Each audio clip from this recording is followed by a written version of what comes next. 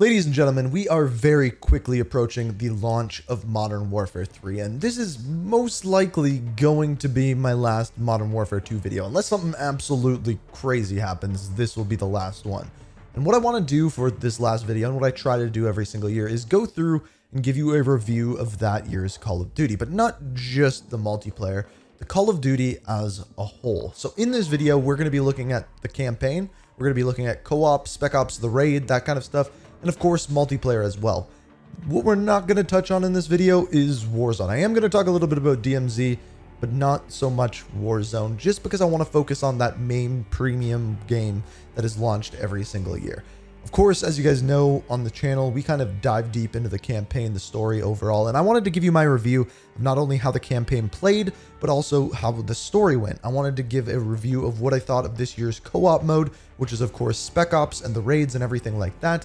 And then of course, we're going to break down multiplayer, a deep dive into that, and my overall opinion. And that'll probably be the bulk of the video, but I'm going to try to not dive too much in depth and just give you my basic overall opinion to get the point across. And of course, I want to hear from you guys. If you guys disagree or agree with anything that I say, if I miss anything, feel free to let me know down in the comments. I want to know what you guys thought of Modern Warfare 2 this year. But without further ado, let's start off by looking at the campaign.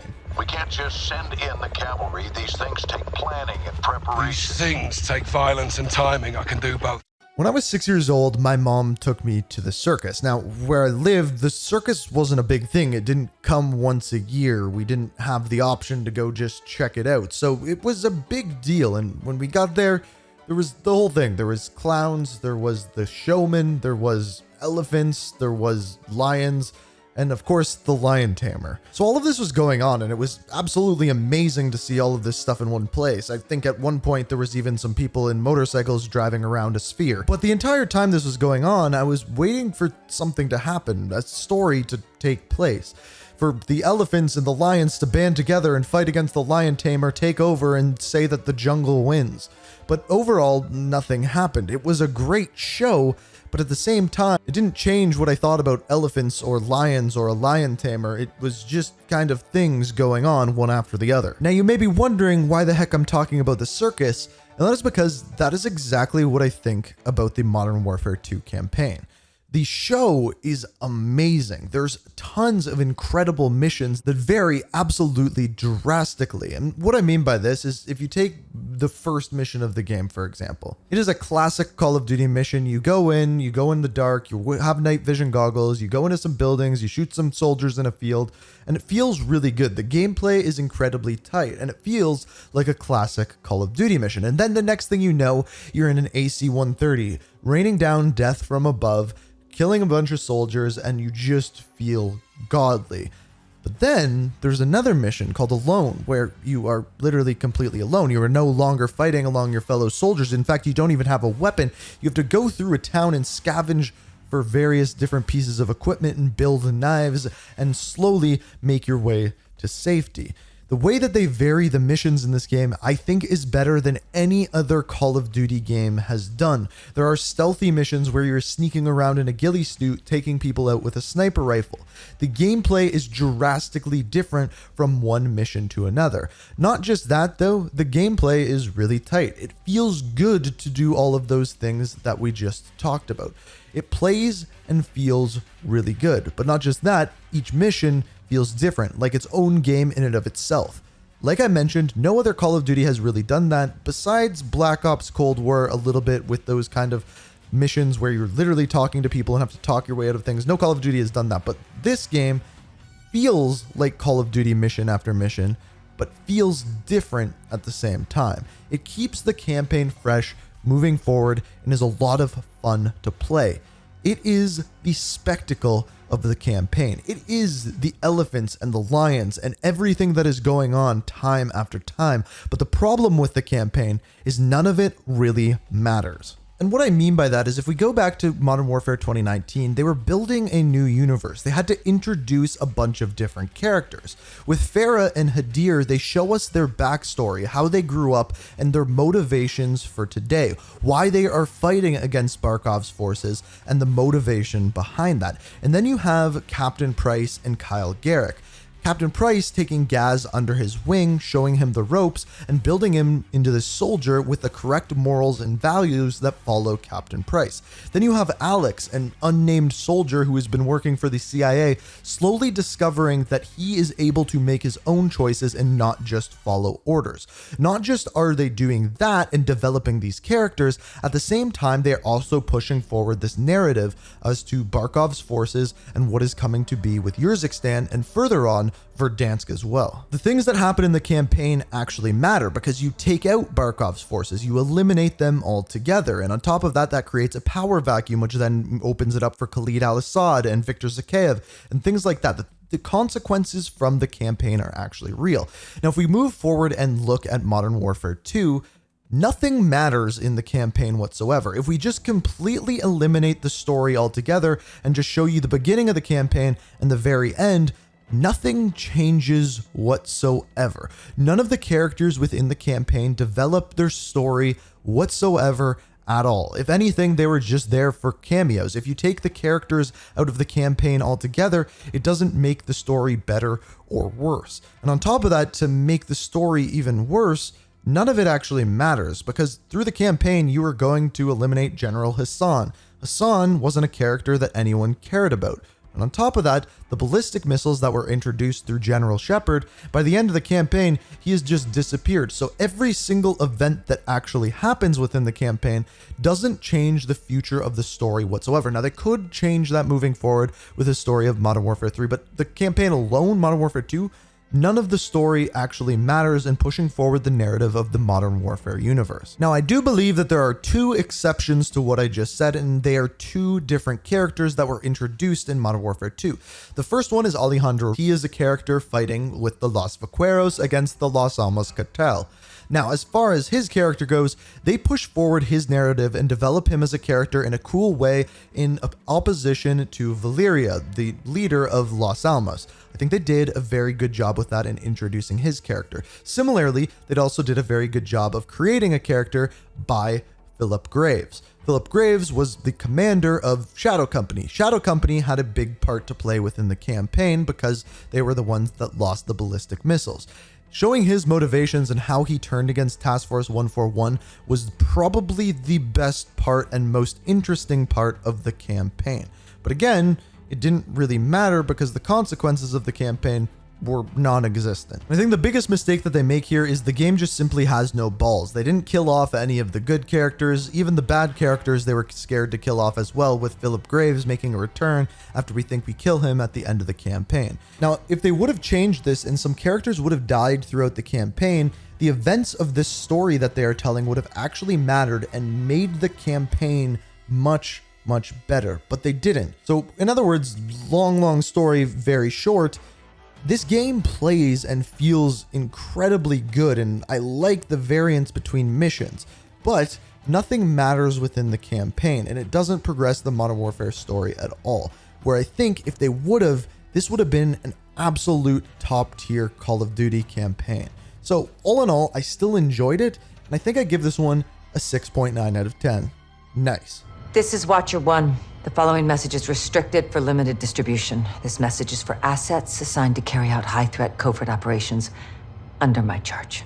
So if the campaign is the entire circus, what is co-op or spec ops? And really, it's nothing special. It's kind of just the food at the circus. Yeah, you may sit there and enjoy it. It's nothing special. You may once in a while go, ooh, look, deep fried Mars bar.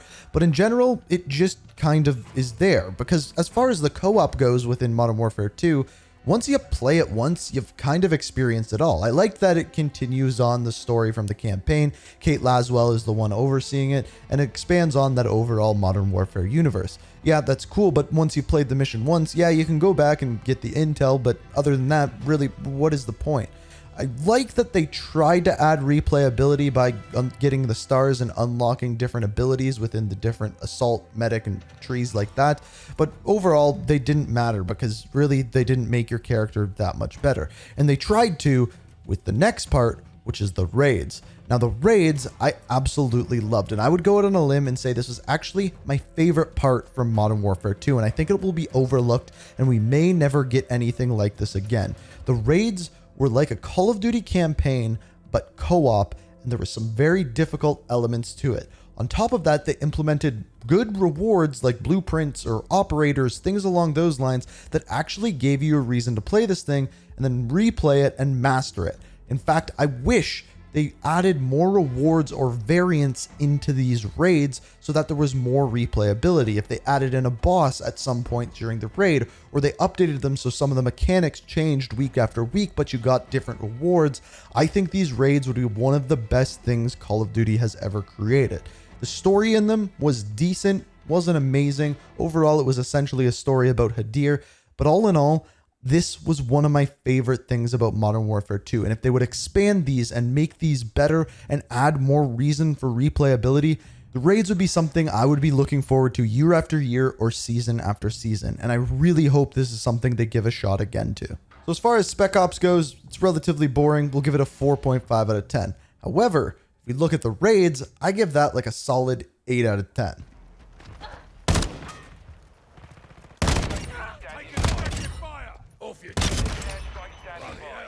So we discussed that Modern Warfare 2, the campaign is the circus, and the raids and the Spec Ops is the food at the circus. Well, I really do think that the multiplayer, if anything, the best description of it is the circus clown, because really, clowns are fun. They make you laugh, they do some interesting things, they keep your attention.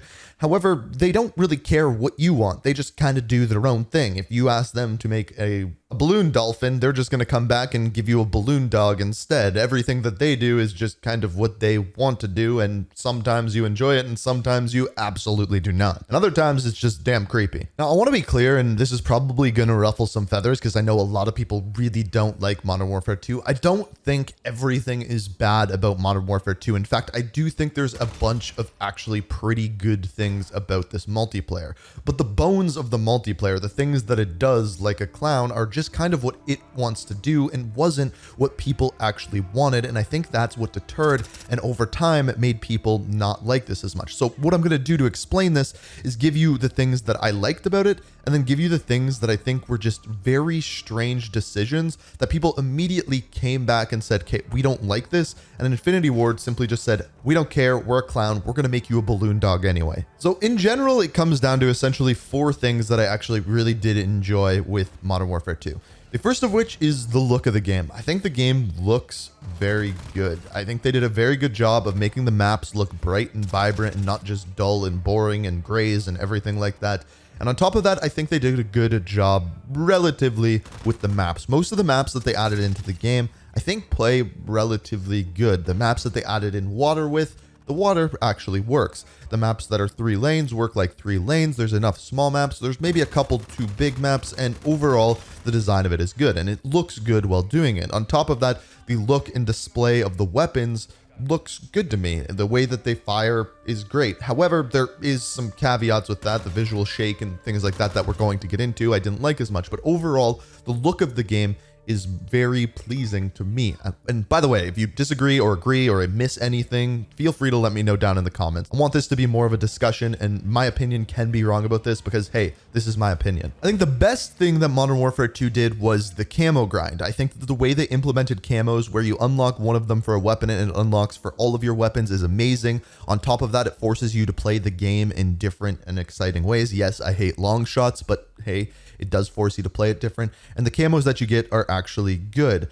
The camo grind, I think, has been done better in Modern Warfare 2 than any other game, and I hope that we will see this moving forward. I truly believe that we will in Modern Warfare 3, but after that, I hope they continue with a system like this because it's worth grinding for. One thing that you've probably heard me complain about with other Call of Duty games is the fact that I just get bored with them. There's nothing to do, nothing to grind for. That is absolutely not the case with Modern Warfare 2, and I think they did a relatively good job with replayability. Do I think they could have done better with other types of challenge, operator skins and things like that you could have grind for? Yes, but at the same time, it wasn't just the camos that I think they did good. there was a lot of things season after season that you could grind for and play out the game and earn free rewards. They had seasonal camo challenges that was essentially a new camo or a mastery camo that you could grind for in the seasons. They had the haunting events where you had to collect souls and things like that and unlock a really cool camo. The ghoulie camo, one of the coolest camos that we've seen in a long time. The way that they added in replayability, things you can unlock, things you can grind for was really amazing. And overall, I think relatively speaking, the weapon balance in this game was actually pretty good. In a lot of Call of Duty games, you feel like you can use maybe 2 weapons and be at the top tier, whereas this game did a relatively good job of me being able to pick up any weapon and be like, you know what, I can kill people with this. And part of that is because the time to kill was so fast, and don't worry, we'll talk about that. But I think, relatively speaking, they did a really good job with weapon balance, especially compared to other Call of Duty games. Now, I'm not going to talk much about this one, but DMZ. I think DMZ is great. I think the fact that they are said to not be supporting it through next year is very sad, especially for that community, because I think DMZ has the potential to be something incredible. If they brought the game outside of the actual game itself and had it so that when you extracted items, you could sell them at this marketplace, and there was a little bit more depth to that side of things, I really do believe this could be a massive, massive game, and it already has a very dedicated community, and I really wish they would just put more time and effort into this one. I don't know. That's my opinion. I didn't get to play it as much as I wanted to this year, but all in all, I think it could be really good. I also think there should be a solos playlist as well. But aside from that, I hope we see DMZ make a return outside of just zombies. But for me, this is a cool game mode. I hope to see it continue. I think there was potential here for the game actually to be good, but the decisions they made with just the base gameplay loop made no sense. They just wanted to make their own game and didn't care what anyone had to say about it. For example, let's get in and go through the things that I didn't like about the game, and a lot of these are just the base gameplay. An example of something that just didn't need to be touched, but for some reason they did, is they removed reload canceling for some reason. No one asked for them to do that, but all of a sudden they did, and when people said they wanted it back, they just said, I don't care, it's not coming back. On top of that, with a fast time to kill, there needs to be ways of evading gunfights and moving around and being a better player, because when you have a fast time to kill, generally speaking, whoever aims and shoots first is going to win that gunfight. So adding in movement penalties, jump penalties, sliding penalties, removing slide canceling, just slowed down that gameplay even more. Another thing that they did is the visibility when firing weapons. The muzzle smoke, the visual recoil was just off the charts, and that made it just feel weird when you're firing weapons. As far as weapon tuning goes, I don't think it's like a deterrent to the game, but when it's added in and there's that much complexity, there's definitely a higher barrier to entry when creating classes and things like that. And no one asked for that. That one I'm not really as mad about, but at the same time, it just could have been much more simple than it was. Another thing that I will never understand is perk packages. When they implemented the perk packages system where it literally takes time to earn your perks, why was that an idea that people wanted? I get that they're kind of comparing it to specialist bonus and things like that and trying to balance things like Ghost, but it was very clear in the beta and then when the game launched that people were just like, why is this even in the game? And yes, they tried to fix it by reducing the amount of time it took to earn these till it's almost negligible to be earning them over time. Why didn't they just make it so that you get them at the beginning of the game? That's clearly what people wanted, but very, very strange decision making on that. The spawns in this game just sucked. The way that they did them is you would spawn essentially on your teammates. So if you were someone that liked flanking behind enemies, all of a sudden your entire team is spawning on you and they are getting the kills, and the entire effort that you just put in was completely wasted. Didn't like that system whatsoever. Apparently it's changing in Modern Warfare 3, which is a good thing. Footsteps has been a problem since the beta as well. As far as these go, essentially they are very, very loud. There is no perk that you can use to dampen your footsteps. Of course, there's Dead Silence, the field upgrade. And this just seemed to be something that people wanted in Modern Warfare 2019 as well, and just something that Infinity Ward wasn't willing to budge on whatsoever. Similarly, the minimap. Why on earth did they do a thing where they changed it so that when you fire a weapon that is not silenced, you do not show up on the minimap? I will never understand why they liked that decision. They wanted players to feel free to fire their weapons at will and not show up at the minimap, and they thought it was penalizing players for shooting their weapons, which is just an insane, insane thought process to me. They did that in Modern Warfare 2019. I went to events at Infinity Ward. I said, why are you doing this? And they said, well, it's what we want to do. And I'm like, well, is it what players want? They're like, well, we don't really care. Okay, they didn't say all of that, but that is how it came across, and I think that is how they have made a lot of decisions with Modern Warfare 2. Everything that I'm naming off here is stuff that was just in classic Call of Duty games, and if they just changed those things, Modern Warfare 2 would be miles and miles of a better game, but they just didn't listen or didn't care. And that is why I call this game the circus clown of Call of Duties, because when it comes to this, it didn't matter what we wanted. It didn't matter what type of balloon animal we asked that clown for. We were getting a dog because that is what they knew how to make, and that is what they wanted to make. And that is what Modern Warfare 2 came down to. It wasn't the game that the people wanted. It is the game that Infinity Ward wanted. And sure, maybe they did a good job of making that, but did they make a good game for the rest of the people? I think the majority of people would say no. So, am I saying that Modern Warfare 2 is all bad? Absolutely not. I liked a lot of components to it, but at the same time, I think if they didn't make these decisions, Modern Warfare 3 would be even better of a game because they wouldn't have to revert all of these changes and make it marketing for the next game. We're going back to things that we've done for 10 plus years. No, they would have already done them. And if they just listened to people and not listened to themselves, this game would be much better. So I didn't hate it completely. I didn't love it. I think this is the easiest score to give out of all of them. This is simply just a 5 out of 10. That is it. That is my review of Modern Warfare 2. I'm curious what you guys have to say. Let me know what you think down in the comments. If you enjoyed the video, I know the analogy might have been a little bit off the deep end, but let me know what you think of it down in the comments as well. But if you enjoyed, hit that like button, subscribe, turn notifications on. Modern Warfare 3 is right around the corner. Lots of content coming. And as always, thank you so much for watching. And until next time, peace out. We are